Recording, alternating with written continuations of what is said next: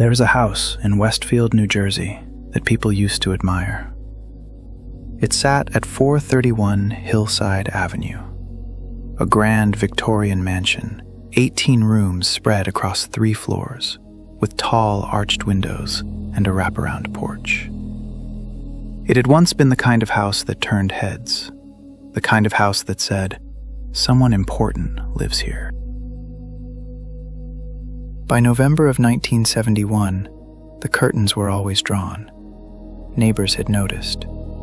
Mail was piling up in the box by the road. The lights inside seemed odd, some rooms lit, others dark, at strange hours. The family's old Chevrolet station wagon sat in the driveway, unmoved for days. And the children, 3 of them, hadn't been seen going to school. In a quiet suburb like Westfield, these things get noticed. People talk. They wonder. But they don't always act. Not right away. It was December 7th, 1971, almost a full month after the neighbors first started to worry, when police finally entered the home. What they found inside would become one of the most disturbing domestic crime scenes in American history, and the man responsible would not be found for nearly 18 years. This is a story about a man who believed, completely and sincerely, that he was doing the right thing. A man so rigid in his worldview that he committed an act of almost unimaginable violence, and then walked away calmly, leaving a letter to explain himself. It is also a story about identity, about how completely a person can reinvent themselves, and about how, in the end, a clay model of an aging face was enough to bring it all down. Welcome back to Calm Case Files.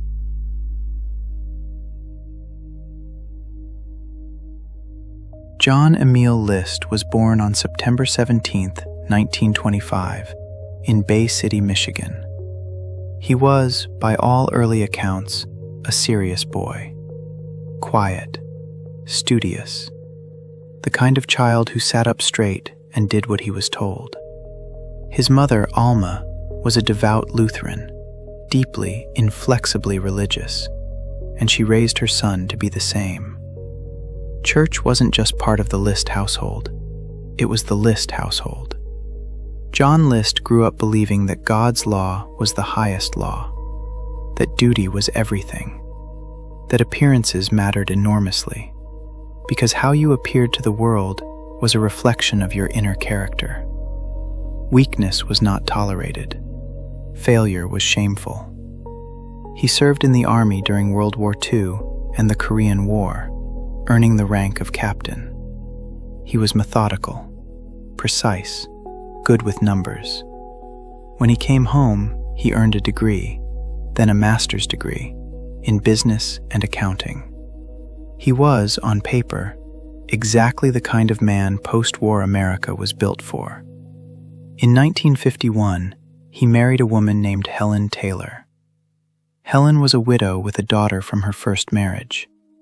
John adopted the girl, Patricia. In time, they had 2 more children together, John Jr. and Frederick. They moved around for years, following John's accounting career. He worked for a series of firms. He joined every church they lived near. He was treasurer of the congregation more often than not. John List was always good with money, at least in theory. By the mid-1960s, the family had landed in Westfield, New Jersey, and John had purchased that enormous house on Hillside Avenue. It cost far more than he could realistically afford. But John List wanted people to see a certain thing when they looked at his family. He wanted them to see success. The reality was something else entirely.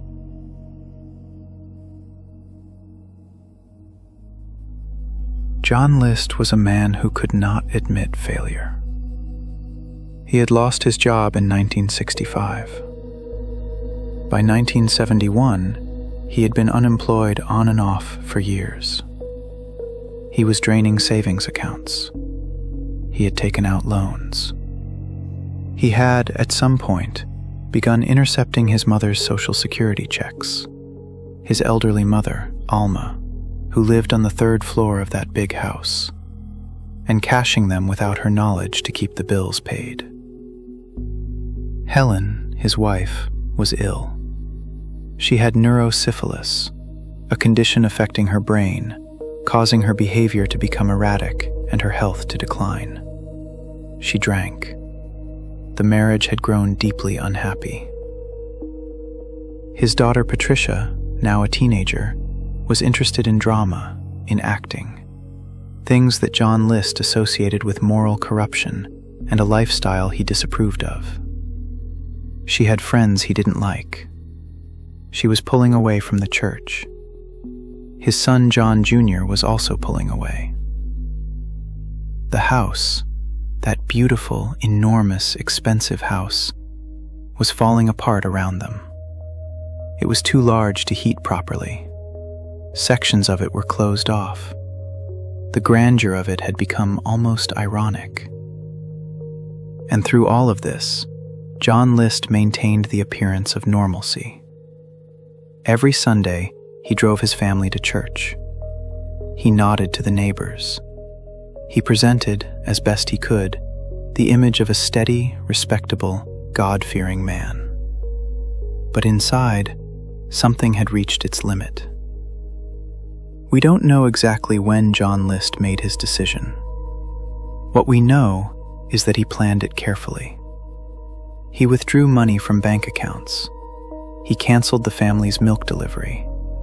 He called the children's schools to say they would be away for a while.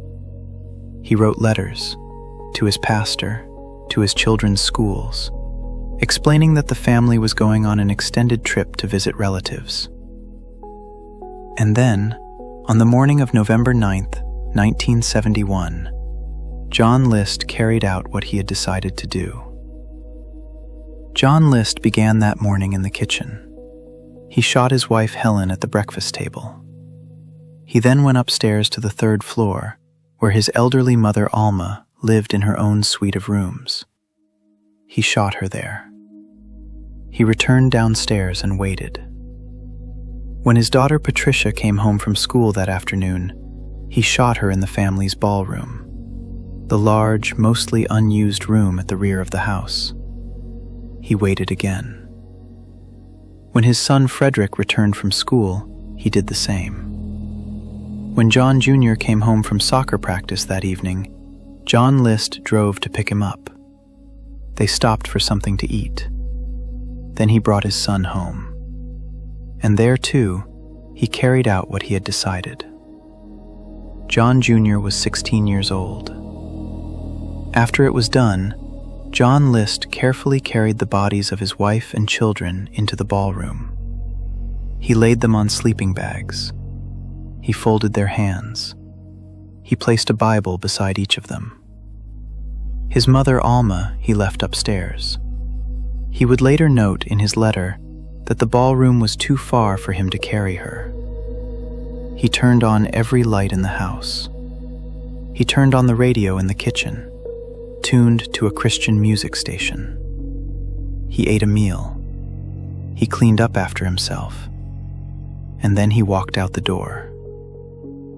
The letter he left for his pastor, Reverend Eugene Raywinkle, ran to several pages. In it, John List explained that he had been concerned for his family's souls, that Helen's drinking and illness were pulling her away from God, that Patricia's interest in drama and her worldly friends were putting her on a path to hell, that the financial ruin bearing down on them would destroy everything he had built. He wrote that he had done this out of love, that he had sent them all to heaven, to a place safe from the suffering that lay ahead. He asked that he be prayed for. He signed it, "Your brother in Christ, John List."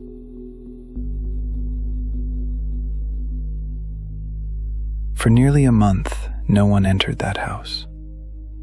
The radio played Christian music in the kitchen for weeks. The lights stayed on. The mail piled up at the door. When neighbors noticed, they called the school. The school said the family was traveling. They called the church. The church had received the letter, but Reverend Raywinkle would later say he hadn't taken it seriously enough, hadn't moved quickly enough. A local drama teacher, concerned about Patricia's absence from rehearsals, eventually pushed harder and contacted police. And on December 7th, 1971, officers entered the house on Hillside Avenue. They found the bodies of Helen List, Alma List, Patricia List, Frederick List, and John List, Jr. They had been there for 28 days. John List was gone, completely gone. No credit cards used, no car found, no sightings. He had vanished. The case was immediately high profile. Westfield was a small, quiet suburb. A family of 5, murdered in an 18-room mansion by a husband and father who then disappeared. This was not the kind of thing that happened in Westfield, New Jersey. The FBI was called in. John List was placed on the 10 most wanted list.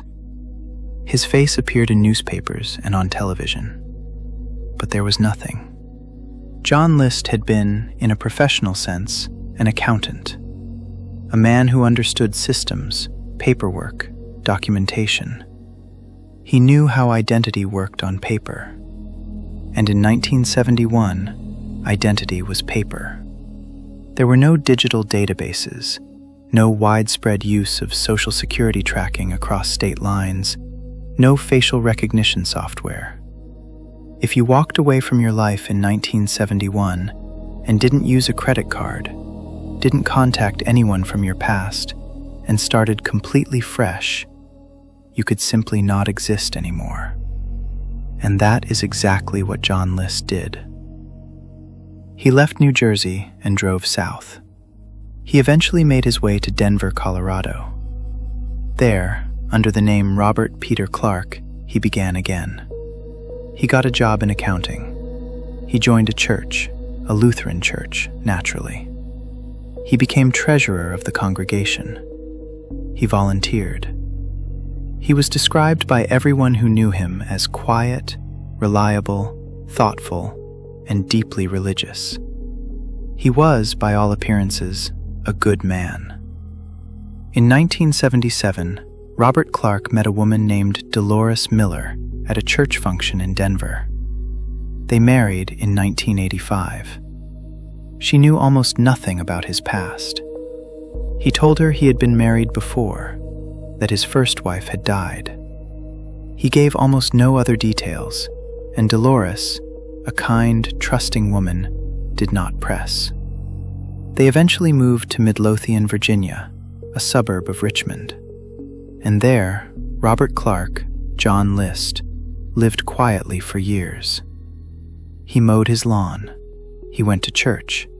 He had neighbors over for dinner. He had, it seemed, escaped entirely.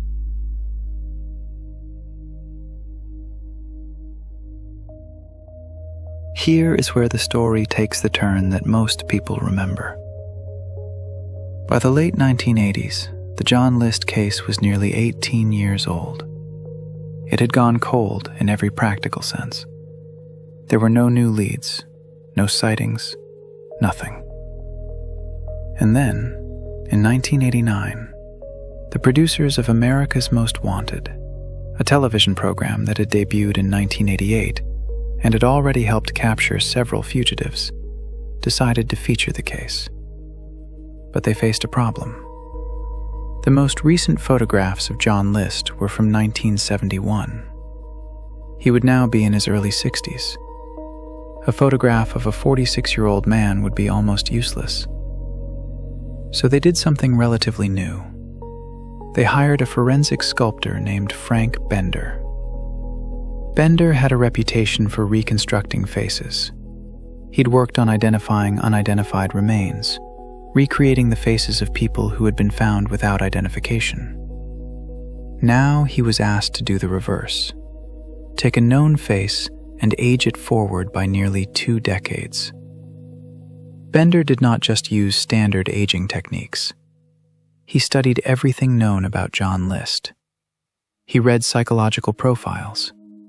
He consulted with a forensic psychiatrist named Richard Walter, who suggested that a man of List's rigid personality type, proud, image-conscious, controlling, would probably hold himself very upright as he aged, would likely wear glasses, might have developed jowls, the kind that come from clenching your jaw over years of tension and stress. Bender factored all of this in. The resulting bust, a three-dimensional clay sculpture, was shown on national television on May 21, 1989. The episode aired, and within days, the tip line received a call. A woman named Wanda Flannery, who lived in Midlothian, Virginia, called to say that the man on television looked very much like her neighbor. His name, she said, was Bob Clark. FBI agents in Virginia began quietly investigating Robert Peter Clark. They confirmed his place of employment. They noted his physical description. They obtained fingerprint records from his employer, standard for someone in a financial position, and compared them with John List's fingerprints from the 1971 investigation. They matched. On June 1, 1989, FBI agents went to the accounting firm in Richmond where Robert Clark worked. They arrested him there, in his office, without incident. He did not run. He did not fight. He initially denied being John List, but the fingerprints were incontrovertible. John Emil List, age 63, was taken into custody. He had been free for 17 years, 8 months, and 23 days. His wife, Dolores, told investigators she had had no idea. She was devastated. She cooperated fully with authorities. John List was extradited to New Jersey and tried for 5 counts of first-degree murder. The trial, in 1990, was in some ways almost straightforward. The physical and forensic evidence was overwhelming, and List never denied being present or responsible. His defense attorneys argued for diminished capacity, suggesting that his mental state at the time of the killings had been impaired by the extraordinary stress he was under. The prosecution argued that the planning involved, the letters, the canceled appointments, the financial preparations, demonstrated clear premeditation and rational thought. John List, when he testified, spoke quietly and without visible emotion. He maintained that he had acted out of love, that he had believed he was protecting his family from a fate worse than death, that he had expected to turn himself in, eventually, though he could not precisely explain why he had waited nearly 18 years to do so. He came across, by most accounts, as sincere, and that, for many observers, was the most disturbing thing about him. He was not a man who seemed to know he had done something monstrous. He genuinely appeared to believe his own reasoning. On April 12, 1990, the jury found John List guilty on all 5 counts of first-degree murder. He was sentenced to 5 consecutive life terms in prison. The judge, at sentencing, described the murders as dehumanizing and referred to List's attempts to justify them as chilling. John List listened, expressionless. John List died in prison on March 21, 2008. He was 82 years old. He had served 18 years of his sentence. He had, by all accounts, remained devoutly religious until the end. He had expressed regret, though the nature of that regret was always somewhat unclear. Regret for what he had done, or regret that it had come to this.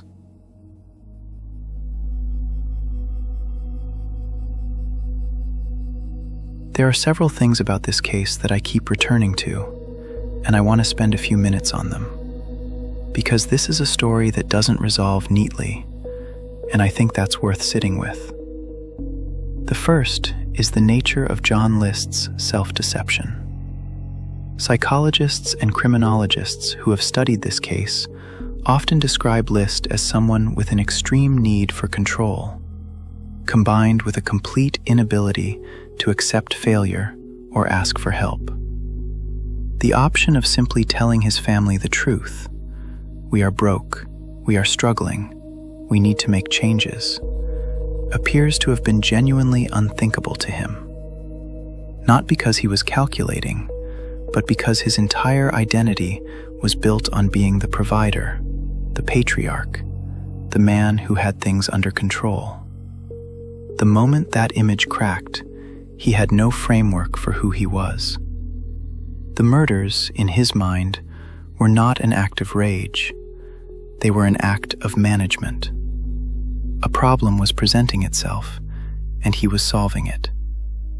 That is perhaps the most disturbing form of violence, the kind carried out not in a moment of passion, but in a state of terrible, quiet certainty. The second thing I keep returning to is the month of silence. 28 days passed. 5 people lay in that house. The radio played, and the systems around them, the schools, the church, the neighbors, all moved slowly, or not at all. This is not meant as a criticism of any individual. It is simply a reminder of how easily absence can be explained away, how much we defer to the stated explanations of others, how reluctant we are to say, "Something is wrong here." The third thing, and this is perhaps the most quietly remarkable part of the story, is Frank Bender's clay bust. It was not a photograph. It was not a composite sketch. It was a sculpture built on psychology as much as biology. The fact that it worked, that a neighbor watched a television program, looked at a clay face, and recognized her neighbor, is one of those moments where the whole strange machinery of justice produces something almost miraculous. Wanda Flannery made a phone call, and 18 years of hiding ended. This is a case that asks something of us. It asks us to consider the damage that rigid pride can do to a family, to lives, to the very idea of protection and love. John List believed he was a good man, a devoted Christian, a caring father. And that belief, somehow, coexisted with the worst thing a parent can do. It asks us to think about the people who didn't make it into the headlines. Dolores, his second wife, who built a life with a stranger. The neighbors in Westfield who carried the memory of that house for the rest of their lives. The congregation members in Virginia who had trusted, prayed beside, and befriended a man who was living beneath a name that wasn't his. And it asks us to think about Helen, Alma, Patricia, Frederick, and John Jr., who deserved so much more than the story they got, who deserved a father and husband who could say, "I am struggling, help me." 3 words that were, for John List, apparently impossible.